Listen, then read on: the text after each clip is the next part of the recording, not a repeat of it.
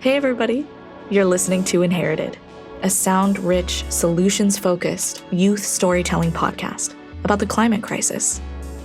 I'm Shaylyn Martos, your Season 3 host. Our goal here at Inherited is to give young climate storytellers the opportunity to produce their work. But it's even more important for us to provide them with the tools and support they need to grow in a harsh environment. So, here's something new for our show. Bonus interviews with storytellers on their process, growth, and next steps. Maybe hearing them talk about their craft will inspire you to tell your own climate story. In episode 1, Camara Aaron shared with us her story, Mama's House, about her grandmother's house in Dominica. If you haven't listened to it, you definitely want to go back and do that now before we dive into this interview. Trust me, you're going to want the context. I met with Camara during the last edits of her piece, and we talked about her journey through production. My name is Camara. I use she, her pronouns, and I'm a writer and a researcher in New York.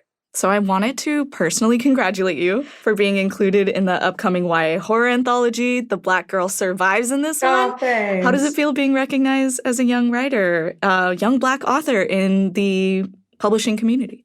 It feels really incredible and a little surreal. I feel like every opportunity I get, I have to thank my friends for pushing me to submit. So I have to thank my friend Irene for even just being actually put yourself forward. And I'm excited to be in such good company and to be in a real book and to be in a library. I love the library. So I just want people to read this in the YA section of a library. So that's the dream come true. I love that. Yeah.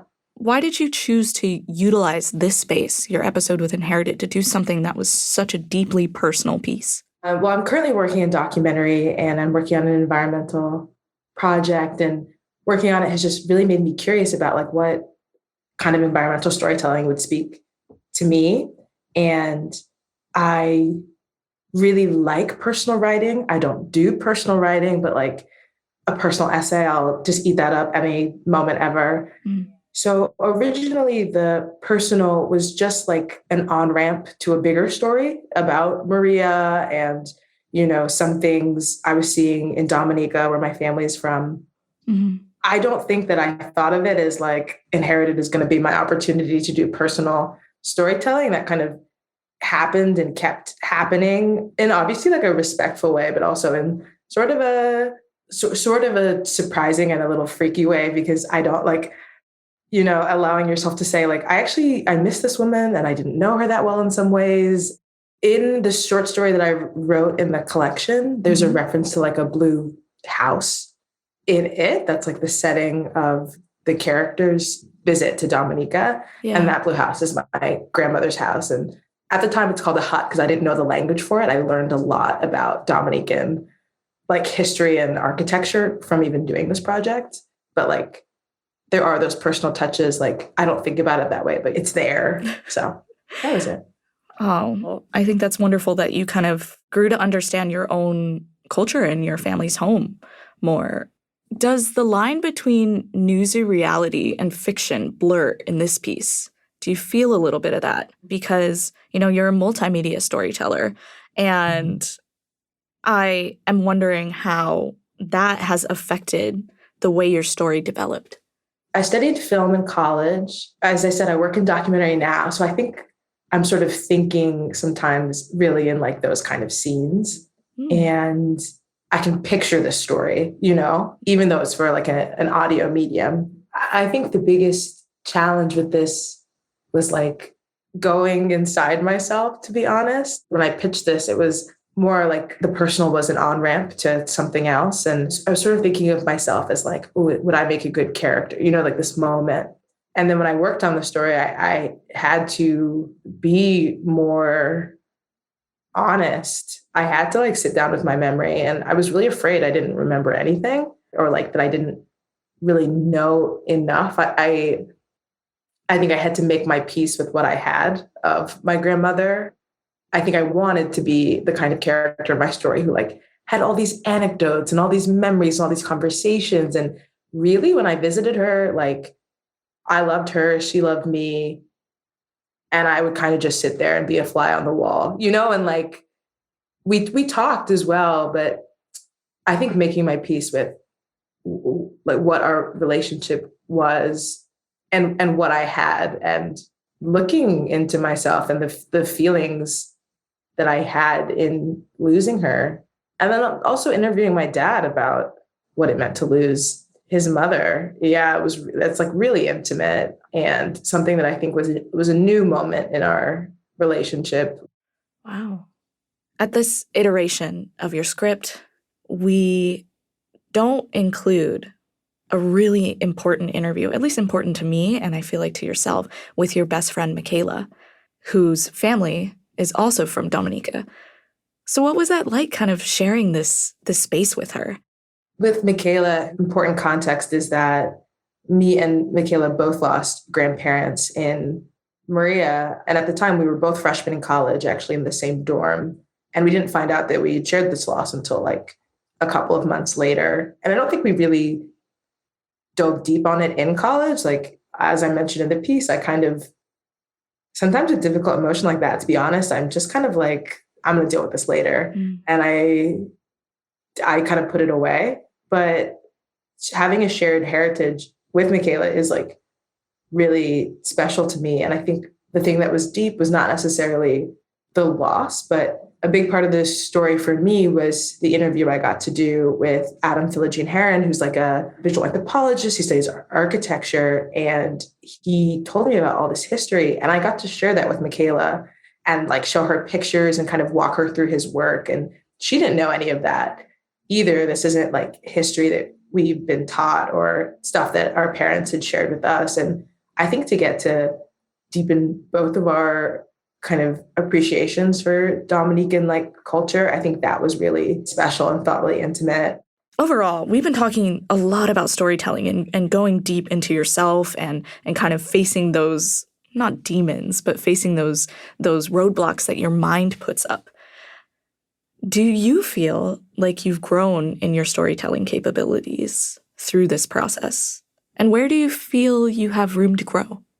I pitched to Inherited because I had this question, but also because I really wanted to learn. And I have been kind of looking for environments that are going to like give me a chance to do my thing and support me. And like, I really appreciated, especially the support I got from Georgia, who is one of the editors, who would just meet with me really regularly, talk through things with me, kind of talk me off the ledge, because I'm often on the ledge. I'm kind of an on the ledge kind of person.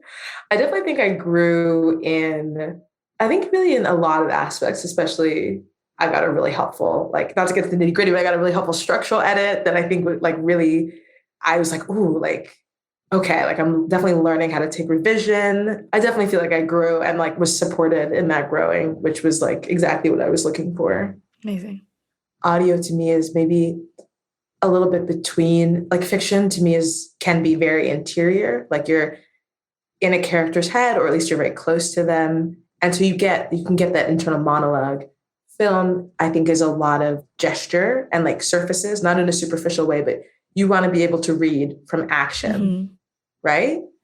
And I would say for me, audio had this like opportunity, like in the piece where I have these memory sections that are internal, that are voiceover and me in my own mind. And then I have like these scenes of hurricanes that to me are like very like cinematic in a way, like you're getting a lot of action. It kind of, to me, pulled together both those things. Like for the hurricanes, I was thinking, okay, like what is happening? Where are people? Where are they going? And then for the memory, it was kind of leaning into that more fiction prose mode of like, I want this to flow. Like, I don't really have to, I can be a little more spacious with this. Like this can be a little more, again, I don't want to use the word indulgent, but like I can sit here for a little longer. For other storytellers, for other climate folks in particular, do you have any advice? Anything you feel you'd like to share, some wisdom you'd like to drop on us? Oh, yeah. I mean, I think before this project, I have some really good friends who do really wonderful thinking and writing around the environment and climate change. One of them was a storyteller last season, Kenia Hale, who I sent her the pitch, and then she did the story, and then she sent me it back and was like, and like read my pitch before I did it. So that's like a nice moment. And then my friend who I mentioned at the beginning, Irene, is also a really talented, Irene Vasquez, very talented writer. And I think for a long time, I thought they're the climate writers. Like I don't really have anything to say about the environment.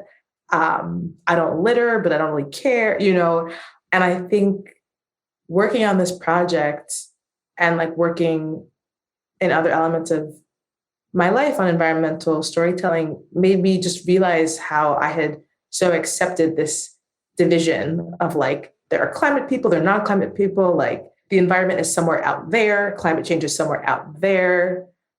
And I don't know, I got this advice from Georgia where she was just often like, every story is a climate story, especially when I was like trying to twist myself with knots to like kind of make this like my grandmother climate, Yeah. So I think just embracing that like there are going to be other avenues to tell climate stories and that we are like all affected by climate. We all have a relationship to the natural world, whether we appreciate it or not. And that there's going to be things that you see, even if you don't feel like a capital C climate person, that are going to be valuable. Beautiful. So thinking about how climate can affect everybody and maybe in the future you want to include more climate stuff in your work. And speaking of your work, I'm just wondering what you've got going on other than the anthology, the collection that you're in. Is there anything else that you'd like to plug for us? That's really sweet. I just worked on a podcast with my mom, who's like not in the story, but my favorite person ever. And she was interviewing Black women about justice. And I think that her approach really inspires me, just that everyday people with everyday actions are advancing justice. So that podcast is called Griot's Beat. It's on Spotify and Apple Podcasts. Other than that, no, I'm just chilling, I'm doing this. I hope to keep cooking up more stories that include West Indian history and folklore. But yeah.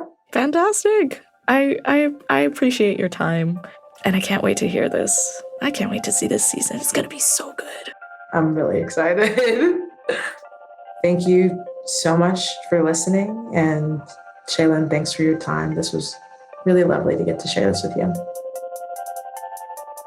Thank you for joining us for this bonus episode. Season 3 of Inherited continues Wednesdays, wherever you get your podcasts. Next week, we'll dive into some Latinx folklore. In the soil, I was a seed in the third space, place where the beginning and the end come together and the living and the dead meet. My mother brought her forehead to the wet ground and whispered to me in the spirit, Maíz es vida. See you Wednesday. Inherited is brought to you by YR Media, a national network of young journalists and artists creating content for this generation. We're distributed by Critical Frequency, a podcast network founded by women journalists. For more information about our show, team, and storytellers, visit our website at yr.media/inherited. See you next week.